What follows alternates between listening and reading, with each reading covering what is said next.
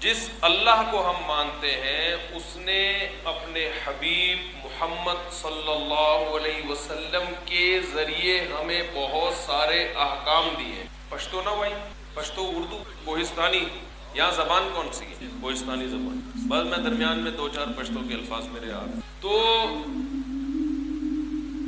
اللہ نے اپنے پیغامات، اللہ براہ راست انسانوں سے کلام نہیں کرتا. تو قرآن میں اللہ نے بتایا، یہ جو خدا کے منکر لوگ ہیں نا، جو خدا کو نہیں مانتے، یہ کہتے ہیں کہ اللہ ہم سے خود کیوں نہیں ہمیں آ کے بتاتا، یہ کرو یہ نہیں کرو، اللہ کہاں ہے، نظر کیوں نہیں آتا، ہمیں خود کیوں نہیں بتاتا. یعنی وہ چاہتے ہیں اللہ ہر شخص کے کان میں جا کے ایک ایک بات اس کو سمجھائے، تو صحیح بن جا، تو غلط کر رہا ہے، تو صحیح کر رہا ہے. ایک ایک بات اللہ ہر آدمی کے جا کے سمجھائے گا تو پھر آزمائش ختم ہو جائے گی، پھر امتحان ختم. تو اب دیکھو اللہ نے اپنے پیغام ہمیں محمد صلی اللہ علیہ وسلم کے ذریعے ہم تک پہنچائے. ان پیغام میں سے ایک بڑا پیغام جو ہمیں اور کافروں کو ایک دوسرے سے الگ کرتا ہے، وہ پیغام ہے موت کے بعد زندگی. کافر کہتا ہے موت کے بعد دوبارہ زندگی، بولو بھائی، نہیں ہے. اللہ کیا کہتا ہے قرآن میں کہ مرنے کے بعد تم ختم نہیں ہو جاتے، ایک جہان سے دوسرے جہان میں ٹرانسفر ہو جاتا ہے تمہارا. فوجیوں کے ٹرانسفر ہوتے ہیں نا، کبھی سبی میں، کبھی گلگت میں، کبھی کدھر. تو ہمارا بھی کیا ہوتا ہے، ٹرانسفر ہوتا ہے. اب چونکہ ہم مرنے کے بعد ختم نہیں ہوتے، ہماری روح باقی رہتی ہے، جسم ختم ہوتا ہے، روح ہماری باقی رہتی ہے. اور پھر قیامت کے دن یہ جسم بھی ہمیں واپس ملے گا، یہ جسم بھی ہمیں واپس ملے گا. یہ جو ہم کہتے ہیں، کافر کہتا ہے کہ جسم تو ختم ہو جاتا ہے، اللہ فرماتے ہیں بلا قادرین علی ان نسوی بنانا، ہمیں اس پر بھی قدرت ہے کہ تمہیں دوبارہ زندہ کریں. اور یہ جو انگلیوں کے نشان ہے نا، جو نادرہ میں جب آپ لگاتے ہو تو ایک شکل بنتی ہے نا، یہ شکل دوبارہ بنے گی. ایسا اللہ جسم کو جوڑ کے دوبارہ بنا دے گا. موت کے بعد دوبارہ زندگی ہے. یہ زندگی امتحان کے لیے ہے، کھانے پینے کے لیے آپ کو بولنا پڑے گا بھائی، کھانے پینے کے لیے، مزے اڑانے کے لیے نہیں. موت کے بعد دوبارہ زندگی ہے. اگر موت کے بعد دوبارہ زندگی نہ ہوتی، جنت اور جہنم نہ ہوتی، تو ہم میں سے ہر شخص کو چاہیے تھا کہ وہ زندگی گزارنے سے پہلے کسی مولوی سے نہ پوچھتا کہ یہ کام حلال ہے یا یہ حرام ہے. یہ ہمیں پوچھنے کی ضرورت نہیں تھی. انگریز پوچھتا ہے بھائی، انگریز پوچھتا ہے کسی سے. دیکھو چائنا والے کتے کھاتے ہیں، کیوں؟ اس لیے کہ چائنا میں کوئی مولوی نہیں ہے چائنیز میں ان کو سمجھائے کہ کتے کھانا حرام ہے. کوئی چائنا میں آپ نے دیکھا کوئی چینگ پونگ پونگ مولوی ہو جو سمجھا رہا ہو کہ کتے مت کھاؤ؟ کبھی دیکھا آپ نے؟ آپ حیران ہوتے ہیں وہ کتے کیوں کھاتے ہیں. چائنا والے ہم پہ حیران ہوتے ہیں کہ یہ کتے کیوں نہیں کھاتے. سمجھ رہے ہو؟ وہ کہتے ہیں کہ گائے میں جتنے پروٹین ہے، جتنی طاقت گائے کے گوشت میں ہے اتنی ہی کتے کے گوشت میں ہے. تو جب کتا سستا پڑتا ہے تو گائے کھانے کی کیا ضرورت ہے؟ سمجھ میں آ رہی ہے بات کہ نہیں آ رہی؟ وہ بلی بھی کھاتے ہیں. وہ کہتے ہیں بلی میں طاقت زیادہ ہے، مرغی میں طاقت کم ہے. تو جب بلی کھا سکتے ہو تو مرغی کھانے کی کیا ضرورت ہے؟ بلی سستی پڑتی ہے. وجہ کیا ہے؟ وہ کتے بلی اس لیے کھاتے ہیں کہ انہیں بتانے والا کوئی نہیں ہے کہ کتا اور بلی انسانوں کے کھانے کی چیز نہیں ہے، یہ حرام ہے. اگر کتا کھاؤ گے تو کل قیامت کے دن تمہیں اس کتے کا حساب دینا پڑے گا کہ انسان تھے تو حلال کیوں نہیں کھایا، حرام کیوں کھایا. سمجھ میں نہیں آ رہی میرا خیال ہے بات؟ تو دیکھو ایک بات مجھے بتاؤ، جیسے کتے کا گوشت کھانا حرام ہے، چوری کی گائے بھی اسی طرح حرام ہے یا نہیں ہے؟ ایک آدمی نے مرغی چوری کی، الٹی طرف سے ذبح کر دیا اس کو. کسی نے بولا یہ تو حرام ہو گئی ہے. اس نے کہا پہلے کون سا حلال کی تھی بھائی؟ چوری کی تھی نا. چوری کی مرغی ادھر سے کاٹو یا ادھر سے کاٹو، وہ تو ہے تو بہرحال حرام ہی نا. تو اب چائنا کے لوگ کتے کھاتے ہیں کیونکہ وہاں کوئی مولوی ان کو نہیں بتاتا کہ یہ کیا ہے، اللہ کی نظر میں یہ کھانا حرام ہے. یاد رکھو، جہاں مولوی یہ نہ بتائے کہ بہن کی وراثت کھانا حرام ہے، وہاں لوگ بہن کی وراثت بھی بولتے کیوں نہیں بھائی؟ بول لو نا، زور سے بول. کھا جاتے. اسلام میں کوئی فرق نہیں ہے کتا کھانے میں اور بہن کی وراثت کھانے میں. سمجھ میں آ رہی ہے بات کہ نہیں آ رہی؟ کوئی فرق نہیں ہے. کتا کھانے میں بیوی کا مہر کھانے میں کوئی فرق نہیں ہے. کتا کھاؤ یا چھوٹے بھائی کی وراثت کھا جاؤ. باپ مر گیا, بڑا بھائی اگر چھوٹے بھائی کا مال کھا جائے گا تو اللہ کی نظر میں اس سے اچھا وہ چائنا والا تھا جو کتا کھایا اس نے, کم از کم وہ پھر بھی اس سے بہتر ہے. آپ بولو گے مفتی صاحب عجیب باتیں کر رہے ہیں یار, کتا کھانے والا بہتر ہے یتیم کی وراثت کھانے سے. کیوں؟ وہ اس لیے بہتر ہے کہ جب آپ چھوٹے بھائی یا چھوٹی بہن کی وراثت کھاؤ گے تو دو جرم ہے اس میں. ایک تو حرام کھانے کا گناہ, دوسرا یتیم کا مال کھانا اور بڑا گناہ ہے, تیسرا عورت کا مال کھانا اور بڑا گناہ ہے. قرآن میں صاف اللہ لا یحل لکم ان ترثوا النساء کرہا, اے ایمان والو تمہارے لیے عورت کا مال زبردستی حلال نہیں. اس کے تو الگ اللہ نے.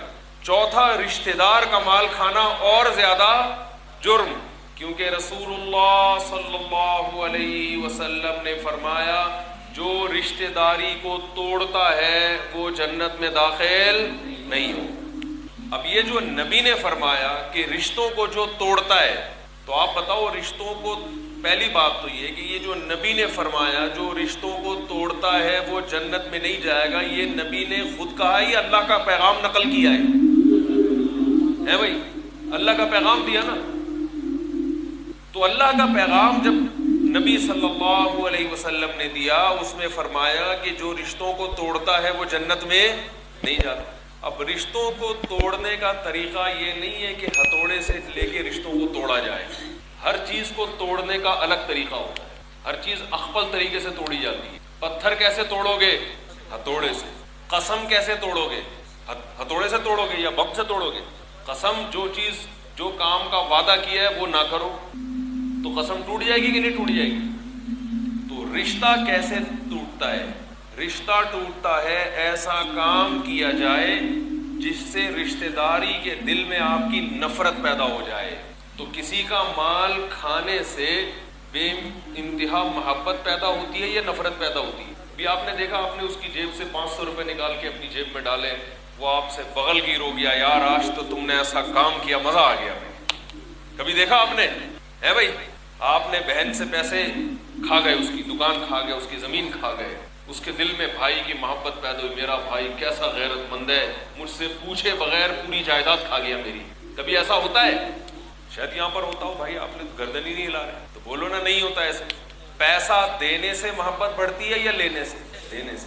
جب خرچ کرو گے تو محبت بڑھتی ہے. اس لیے اللہ کے نبی صلی اللہ علیہ وسلم نے ارشاد فرمایا رشتہ داروں پہ پیسہ خرچ کرو, ان کا حق لو نہیں بلکہ اپنا بھی انہیں دینے کی کوشش کرو. بڑا بھائی چھوٹے بھائی پہ خرچ کرے, باپ اولاد پہ, اولاد باپ پہ, شوہر بیوی پہ. نبی صلی اللہ علیہ وسلم کے دور میں اگر کوئی عورت مالدار تھی, شوہر غریب تھا, تو عورت اپنے شوہر پہ بھی صدقہ کرتی تھی. آج ہر آدمی کیا کر رہا ہے؟ دوسرے سے چھیننے کی کوشش کر رہا ہے. تو آپ صلی اللہ علیہ وسلم نے فرمایا رشتے توڑنے والا جنت میں داخل نہیں ہوگا. تو اب مجھے ایک بات بتاؤ, قرآن کے الفاظ دیکھو, وَيُطْعِمُونَ الطَّعَامَ عَلَى حُبِّهِ مِسْكِينًا وَيَتِيمًا وَأَسِيرًا إِنَّمَا نُطْعِمُكُمْ لِوَجْهِ اللَّهِ لَا نُرِيدُ مِنْكُمْ جَزَاءً وَلَا شُكُورًا. اللہ فرماتے ہیں ہمارے جو نیک بندے ہیں وہ ہمیں خوش کرنے کے لیے ہماری محبت میں لوگوں پہ خرچ کرتے رہتے ہیں. غریبوں کو, یتیموں کو, مسکینوں کو, قیدیوں کو, کمزوروں کو کھلاتے رہتے ہیں. اور جب ان کو کھلاتے ہیں تو ان سے کہتے ہیں کہ ہم تمہیں اللہ کو خوش کرنے کے لیے کھلاتے ہیں, ہم تم سے اس کا بدلہ نہیں چاہتے. تو اس سے پتہ چلتا ہے کھلانے سے, دینے سے اللہ بھی, بولو نا, خوش ہوتا ہے. لینے سے اللہ خوش نہیں ہوتا. تو ایک چیز سے توبہ کرو, اگر ہم میں سے کسی نے کسی کا حق دبایا ہوا ہے, بہن کی وراثت ہے یا چھوٹے بھائی کی وراثت, بہت جگہوں پر بڑا بھائی کیا کرتا ہے, ساری زمین پہ قابض ہو جاتا ہے. چاچا بعض دفعہ ساری زمین پہ قابض ہو جاتا ہے اور اپنے بھتیجوں کو ان کا حق نہیں دیتا. اور جب بھتیجا بولتا ہے کہ میرا حق دو, میرے باپ کا کی وراثت تھی, جائیداد تھی دو, تو چاچا کیا بولتا ہے, یہ میرا احترام بولتے کیوں نہیں بھائی؟ نہیں، یہ رشتہ داری کا خیال نہیں کرتا، تو رشتہ داری کا خیال وہ نہیں کر رہا جو حق دے نہیں رہا ہے، جو مانگ رہا ہے اس کو تو شریعت نے حق دیا ہے مانگنے کا۔ دیکھو آپ، کسی شخص نے کسی سے پیسے لیے، زید نے بکر سے کیا لیے؟ پیسے لیے۔ اب بکر مانگنے آیا کہ بھائی تو نے میرے سے 1,00,000 روپے لیے تھے، واپس دے دے۔ اب زید کو غصہ آ رہا ہے، کیوں مانگ رہا ہے؟ میں تیرا دوست ہوں، تجھے خیال نہیں ہے؟ بکر غصہ کر رہا ہے، بھائی تو نے 1 مہینے کا وعدہ کیا تھا، واپس کر۔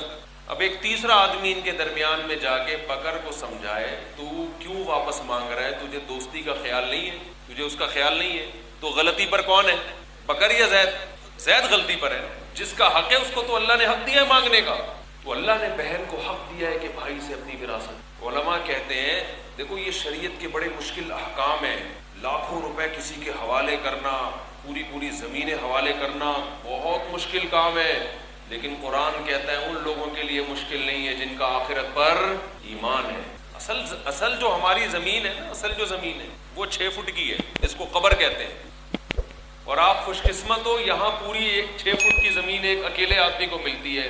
کراچی میں وہ بھی اکیلے آدمی کو نہیں ملتی، 10 آدمی ایک ایک قبر میں دفن ہو رہے ہیں، پوری 6 فٹ کی زمین بھی ایک آدمی کو نہیں مل رہی، اتنی آبادی گھس گئی ایک دوسرے میں، مردے آپس میں ایک قبر میں اکٹھے سو رہے ہیں، آپ اندازہ لگاؤ۔ تو جب انسان اس دنیا کو مسافر خانہ سمجھتا ہے، اسے پتہ ہے یہاں ہمیشہ رہنا نہیں ہے، تو اس کے لیے حق دینا آسان ہے حق مانگنے کی نسبت۔ ہمارے نبی صلی اللہ علیہ وسلم کے پاس صدقے کا کچھ، اصل میں وہ اللہ کے بینک میں جمع ہو گیا، وہ باقی، یہ تو جو ہم کھا رہے ہیں یہ کیا ہے؟ یہ تو ختم ہو جائے گا، باقی تو وہ ہے جو کہا دے دیا۔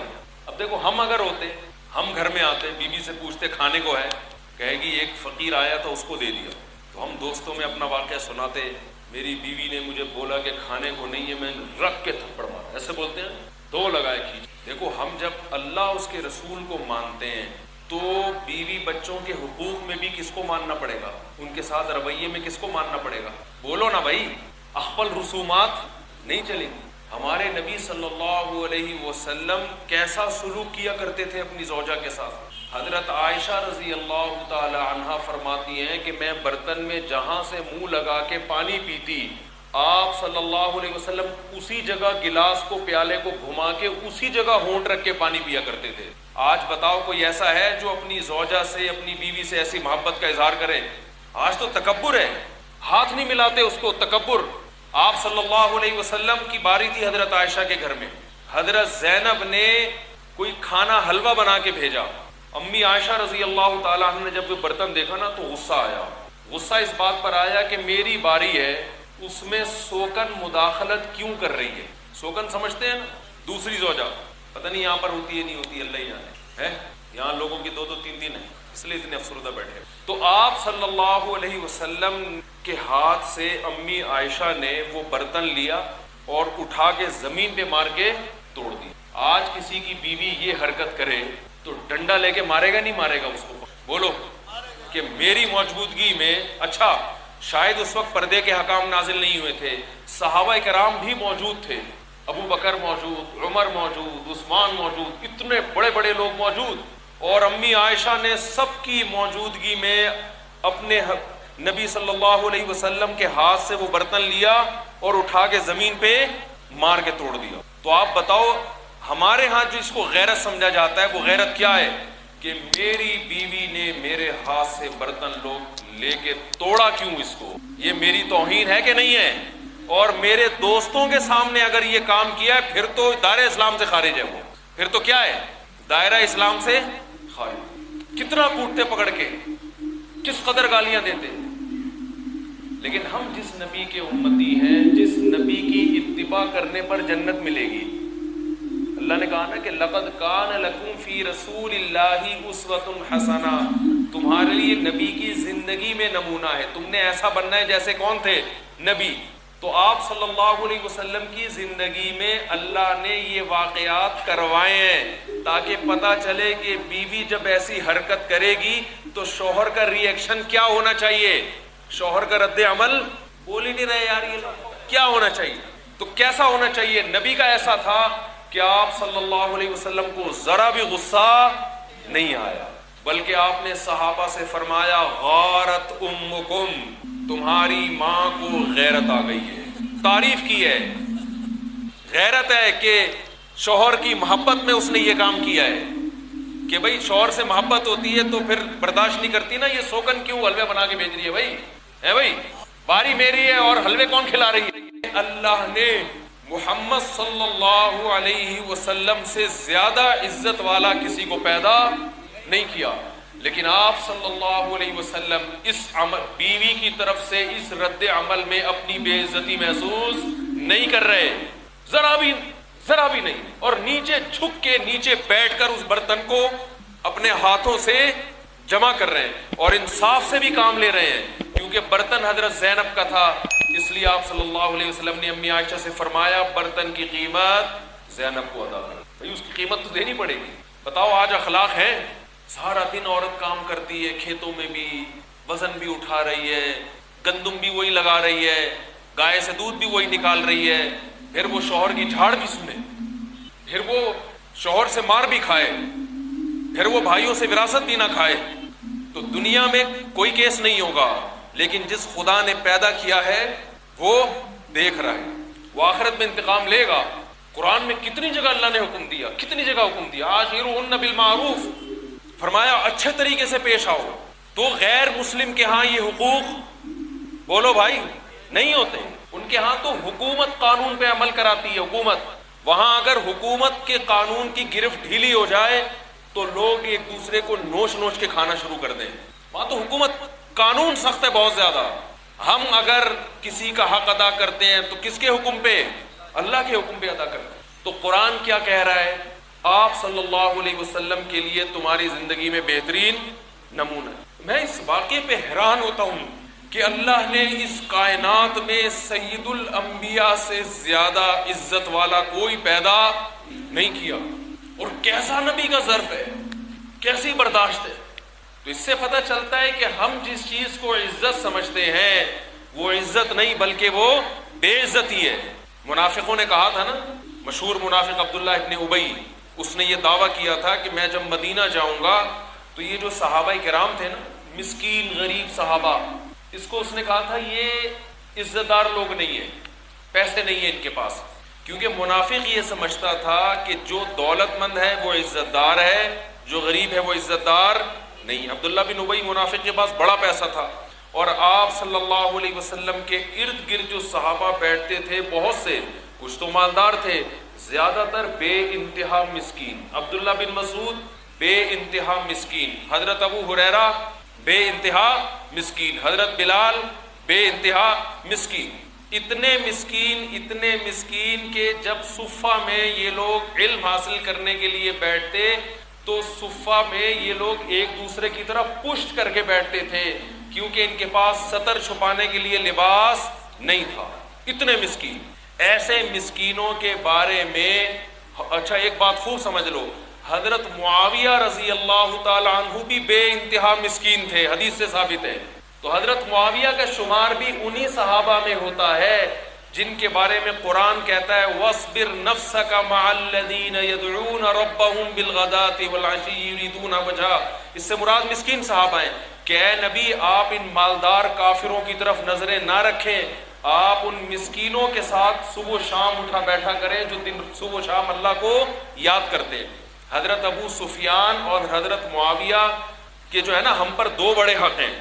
آج روافض بہت اعتراض کرتے ہیں حضرت معاویہ اور ابو سفیان رضی اللہ عنہ پر۔ ہمارے نبی صلی اللہ علیہ وسلم نے فرمایا، ابو داؤد کی حدیث ہے، ان احق الذی اکرم بہ الرجل ابنتہ او اختہ۔ آپ صلی اللہ علیہ وسلم نے فرمایا سب سے زیادہ قابل احترام وہ شخص ہے جس کی بہن یا بیٹی تمہارے نکاح میں ہے۔ اگر کسی کی بہن یا بیٹی میرے نکاح میں ہو تو وہ شخص میرے لیے قابل احترام۔ تو آپ بتاؤ جس کی بہن بھی اور جس کی بیٹی محمد صلی اللہ علیہ وسلم کے نکاح میں ہو وہ اس حدیث کی روشنی میں کس قدر قابل احترام ہوگا۔ حضرت ابو سفیان کی بیٹی نبی کے نکاح میں اور حضرت معاویہ کی بہن نبی کے نکاح میں، تو آپ صلی اللہ علیہ وسلم کے نکاح میں جس کی بیٹی ہو یا جس کی بہن ہو تو وہ کس قدر ہم لوگ کے لیے قابل عزت اور قابل احترام ہوگا۔ تو قرآن میں جلدی میں شرطیں بیان کر کے بیان کو ختم کرتا ہوں. قرآن نے پہلی شرط لگائی ومن اراد الآخرہ. پہلی شرط کیا ہے؟ آخرت کا ہے. نیت کیا ہونی چاہیے بھائی؟ اللہ. نمبر 2 وسعا، کوشش بھی کرے، خالی بیٹھا نہ رہے نیت کرے. کباب کھا رہا ہے، پراٹھے کھا رہا ہے، نیت ہے بھائی حج پہ جانے کی، تو جا بھائی اب تو درخواستیں جمع کرا، کچھ کر، نیت کی ہوئی ہے میں، حج کا ثواب نہیں ملے گا. وسعا، کوشش بھی کرے.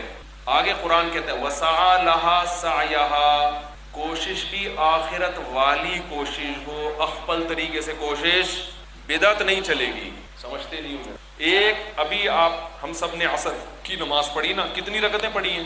اگر امام صاحب 5ویں رکعت بھی پڑھاتے ہیں بھائی، تو 5ویں رکعت پڑھانے سے کیا ہوتا؟ 1 رکوع زیادہ، 2 سجدے زیادہ.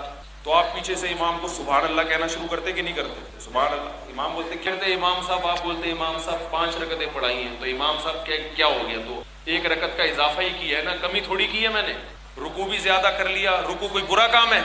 رکوع میں کیا میں نے کسی کو برا بلا کہا ہے؟ میں نے سبحان ربی العظیم، اللہ کی حمد و ثنا بیان کی ہے. سجدے میں میں نے سبحان ربی الاعلی، اللہ کی تعریفیں کی ہیں. تمہیں اللہ کی تعریفیں پسند نہیں ہیں؟ بولتے کیوں نہیں؟ یہ دلیل صحیح ہوگی امام صاحب کی. آپ ہو سکتا ہے بولو امام صاحب نماز لمبی ہو گئی، وہ کہیں گے چلو آج ہو گئی، کل سے 4 ہی پڑھاؤں گا. آپ کہو گے یہ والی دوبارہ پڑھاؤ، یہ والی. اب امام صاحب کہیں ابھی تو 5 1 رکعت لمبی لگ رہی تھی، اب 4 الگ سے پڑھاؤ، یہ تو بہت لمبی ہو جائے گی. تو امام صاحب کی دلیلیں صحیح ہوں گی. کیوں بھائی؟ اللہ کا ذکر کرنا ہے، رکوع بھی کرنا ہے، سجدہ بھی کرنا ہے، مگر اخپل طریقہ، اس میں وہ طریقہ چلے گا جو محمد صلی اللہ علیہ وسلم نے بتایا. اخپل طریقے سے زیادہ اچھا کام بھی کرو گے اللہ نہیں مانتا. اس کو بہت مشکل ہے بات سمجھانا، بہت مشکل. جی ہاں، یہ بیان کے بعد آخر میں سوال کریں، پھر کرتا ہوں. ٹھیک ہے، یہ سوال کریں آخر میں.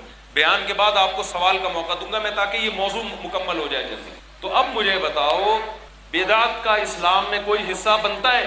نہیں بنتا. جب کوئی عمل ہو پہلے پوچھو بھئی یہ پیغمبر صلی اللہ علیہ وسلم نے کیا ہے کہ نہیں، صحابہ نے کی. اچھا کچھ لوگ پیغمبر سے حدیث پیش کرتے ہیں، صحابہ کا عمل اس کے خلاف ہوتا ہے، تو ہم صحابہ کے عمل کو لیں گے، کیونکہ صحابہ پیغمبر کو ہم سے زیادہ سمجھتے ہیں. ہمارے اہل حدیث بھائی کیا کہتے ہیں؟ نبی نے ایک حکم دیا 3 طلاقیں ایک ہوتی ہیں، لیکن ہم صحابہ کو دیکھتے ہیں، جتنے صحابہ ہیں 3 کو کتنا مانتے تھے؟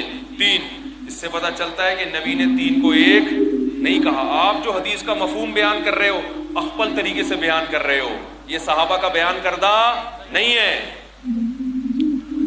سمجھتے نہیں ہو بات کو. آج 3 طلاقیں دے کے فوراً اہل حدیث سے فتویٰ لے آتا ہے. اہل حدیث کے فتوے سے بیوی حلال نہیں ہوگی. ایک دن میرے ایک اہل حدیث عالم سے بات ہوئی، ایک آدمی نے 3 طلاقیں دی، میں نے فتویٰ دیا 3 واقع ہو گئی ہیں. وہ اہل حدیث کے پاس چلا گیا، انہوں نے دے دیا کہ 1 ہوئی ہے، 1 طلاق. دیکھو مجھے ایک بات، ریکارڈ کر رہے ہیں یہ؟ ہاں یہ ریکارڈ کرو لازمی، یہ سوال لازمی ریکارڈ کرو. دیکھو مجھے ایک بات بتاؤ، ہمارا ایک طالب علم تھا KPK کا، تھا کیا ہے بہت سارے. میں نے اسے ایک دن بتایا، وہ کسی گاؤں کا تھا، میں نے اسے بتایا یہ کام ناجائز ہے. اس نے کہا ہمارے علاقے کا رسم ہے، ہم نہیں چھوڑ سکتے. استاد جی ہمارے علاقے کا رسم ہے، ہم اس کو نہیں چھوڑ سکتے. میں نے کہا جنت میں جانے کا شوق ہے؟ اس نے کہا ہاں ہے. میں نے کہا اگر جنت میں اللہ یہ کہے جن کے علاقے کا یہ رسم تھا وہ اس پر عمل کر سکتے ہیں، جن کا یہ رسم نہیں تھا تو وہ عمل نہ کرے، اللہ آپ کا یہ عذر قیامت میں قبول کر لے. ایک چیز شریعت کے خلاف ہے لیکن وہ آپ کے علاقے کی رسم ہے. اب اگر اللہ کے سامنے آپ جب اللہ آپ سے پوچھے گا کہ میں نے جو عمل بتایا تھا وہ تو یہ بتایا تھا اللہ اس کے رسول کی اطاعت، تو تم نے تو اس معاملے میں رسول کی اطاعت نہیں کی، تم نے تو اپنی قوم کی اطاعت کی ہے، رسم کی اطاعت کی ہے. تو اللہ یہ عذر مانے گا قیامت کے دن؟ اللہ بولے گا میں نے جنت جو رکھی ہے کسی خاص قوم کے لیے نہیں رکھی. اگر قوم کے لیے ہوتی تو سب سے پہلے ہمارے نبی صلی اللہ علیہ وسلم کی قوم کے لیے ہوتی. ابو لہب ابو جہل سب سے پہلے جنت میں جاتا، کیونکہ عربی بھی. دیکھو مجھے ایک بات، ریکارڈ کر رہے ہیں یہ؟ ہاں یہ ریکارڈ کرو لازمی، یہ سوال لازمی ریکارڈ کرو. دیکھو مجھے ایک بات بتاؤ، ہمارا ایک طالب علم تھا KPK کا، تھا کیا ہے بہت سارے. میں نے اسے ایک دن بتایا، وہ کسی گاؤں کا تھا، میں نے اسے بتایا یہ کام ناجائز ہے. اس نے کہا ہمارے علاقے کا رسم ہے، ہم نہیں چھوڑ سکتے. استاد جی ہمارے علاقے کا رسم ہے، ہم اس کو نہیں چھوڑ سکتے. میں نے کہا جنت میں جانے کا شوق ہے؟ اس نے کہا ہاں ہے. میں نے کہا اگر جنت میں اللہ یہ کہے جن کے علاقے کا یہ رسم تھا وہ اس پر عمل کر سکتے ہیں، جن کا یہ رسم نہیں تھا تو وہ عمل نہ کرے، اللہ آپ کا یہ عذر قیامت میں قبول کر لے. ایک چیز شریعت کے خلاف ہے لیکن وہ آپ کے علاقے کی رسم ہے۔ اب اگر اللہ کے سامنے آپ جب اللہ آپ سے پوچھے گا کہ میں نے جو عمل بتایا تھا وہ تو یہ بتایا تھا اللہ اس کے رسول کی اطاعت، تو تم نے تو اس معاملے میں رسول کی اطاعت نہیں کی، تم نے تو اپنی قوم کی اطاعت کی ہے، رسم کی اطاعت کی ہے، تو اللہ یہ عذر مانے گا قیامت کے دن؟ اللہ بولے گا میں نے جنت جو رکھی ہے کسی خاص قوم کے لیے نہیں رکھی، اگر قوم کے لیے ہوتی تو سب سے پہلے ہمارے نبی صلی اللہ علیہ وسلم کی قوم کے لیے ہوتی۔ ابو لہب ابو جہل سب سے پہلے جنت میں جاتا، کیونکہ عربی بھی تھا، قریشی بھی تھا، ہاشمی بھی تھا۔ کیا خیال ہے بھائی؟ وہ کہتا میں بت پرستی اس لیے کرتا ہوں کہ ہماری اپنی رسم ہے، تو مانا نبی نے کہا رسم کو چھوڑنا پڑے گا، کس کو فالو کرنا ہے؟ اللہ اس کے رسول۔ تو اسی طرح بھائی اگر آپ کی رسم ہے کہ بچی سے شادی کے وقت پوچھا نہیں جاتا، اس کی مرضی کا خیال نہیں کیا جاتا، مجھے نہیں پتا رسم ہے یا نہیں، لیکن اگر یہ رسم ہے تو یہ رسم شریعت کے، بولو نا بھائی، نبی صلی اللہ علیہ وسلم کی صحیح حدیث ہے، آپ کے سامنے ایک کیس آیا، ایک لڑکی نوعمر بچی وہ کسی غریب صحابی سے شادی کرنا چاہتی تھی، بالکل نوعمر، اس بچی کے والد کا انتقال ہو گیا، چچا ان کا ولی تھا، چچا، باپ نہیں ہوتا تو چچا کی کفالت میں ہوتی ہے نا، تو وہ کہا، اور چچا نے شادی کرا دی لڑکی کی حضرت مغیرہ ابن شعبہ سے، وہ مالدار تھے، مالدار بھی سردار بھی، لیکن بچی کہاں شادی کرنا چاہتی تھی؟ غریب صحابی سے۔ تو جب نبی کو علم ہوا آپ نے اس رشتے کو توڑوایا ہے۔ حضرت مغیرہ ابن شعبہ کہتے ہیں کہ میں یہ سمجھ رہا تھا کہ یہ میرے نکاح میں داخل ہو چکی ہے، لیکن آپ صلی اللہ علیہ وسلم نے اس نکاح کو کیا کروایا؟ ختم کروا کے وہاں شادی کرائی ہے جہاں وہ بچی نکاح کرنا چاہتی۔ اب ہمیں سمجھ میں آئے نہ آئے، ہماری غیرت کے خلاف ہو سکتا ہے، یہ میری غیرت کے خلاف ہو سکتا ہے، لیکن بھائی جب جنت اللہ نے بنائی ہے، میرے باپ دادا نے، بولو، نہیں بنائی۔ اگر میرے باپ دادا نے بنائی ہوتی تو میرے باپ دادا بولتے تم نے ہماری رسومات کو ختم کر دیا، جاؤ اس جنت سے۔ جنت تو اللہ نے بنائی ہے بھائی، شیطان کو میرے باپ دادا نے جنت سے نکالا تھا یا کمراٹ والوں نے نکالا تھا؟ بولتے کیوں نہیں بھائی؟ اللہ نے نکالا نا، اللہ کی مرضی، جس کو نکالے۔ حضرت آدم علیہ السلام کو جنت سے کس نے اتارا؟ اللہ نے۔ اب داخل بھی کون کرے گا؟ تو جس اللہ نے جنت بنائی ہے وہ اللہ، میرے والد کیا کرتے تھے، میرے دادا کیا کرتے تھے، میرے نانا کیا کرتے تھے، وہ یہ نہیں دیکھے گا، وہ کہے گا میں نے کیا حکم دیا ہے۔ تو نکاح کے بارے میں بھی اللہ اس کے رسول نے حکم دیا ہے، اور آپ صلی اللہ علیہ وسلم کی صحیح حدیث ہے لن ترى للمتحابین مثل النکاح۔ اس موقع پہ نبی نے فرمایا، جب دیکھا نا وہ لڑکی غریب سے نکاح کرنا چاہتی ہے، تو مالدار تو لوگ تو اپنی بیٹیوں کی شادی غریب سے نہیں کرتے، وہ تو مالدار سے کرتے ہیں، ان کے مفاد ہوتے ہیں اس میں بعض دفعہ، تو آپ صلی اللہ علیہ وسلم نے اس کا نکاح کہاں کروایا؟ غریب سے۔ اور اس موقع پہ آپ نے فرمایا دو محبت کرنے والوں میں نکاح سے بہتر کوئی رشتہ، یہ جہاں چاہتی ہے وہاں نکاح کامیاب ہوگا۔ سمجھ میں آ رہی ہے بات کہ نہیں آ رہی؟ تو بھائی اگر جنت میں جانا چاہتے ہو تو اخپل رسومات سمجھتے ہو؟ ہاں، اگر آپ سمجھتے ہو کمراٹ والوں کی جنت الگ ہے، پشاور والوں کی جنت الگ ہے، وہاں پشاور کے حساب سے، کراچی والوں کی جنت الگ ہے، وہاں کراچی کے حساب سے لوگ جائیں گے، تو پھر کراچی والے کراچی کے حساب سے عمل، شریعت پہ عمل کریں، لاہور والے لاہور کے حساب سے عمل کریں، اور پشاور والے پشاور کے۔ جنت میں ایک اصول اللہ نے بنا دیا اور بتایا تم سب آدم اور حوا کی اولاد ہو۔ اللہ کی نظر میں کمراٹ، پشاور، مردان، سوات اور کراچی اور لاہور کا کوئی فرق نہیں ہے۔ اللہ نے ایک اصول بیان کر دیا، جو نبی کے طریقے کو پر چلے گا وہ جائے گا، جو نہیں چلے گا وہ سزا کھائے گا۔ اللہ عمل کی توفیق عطا فرمائے۔ جلدی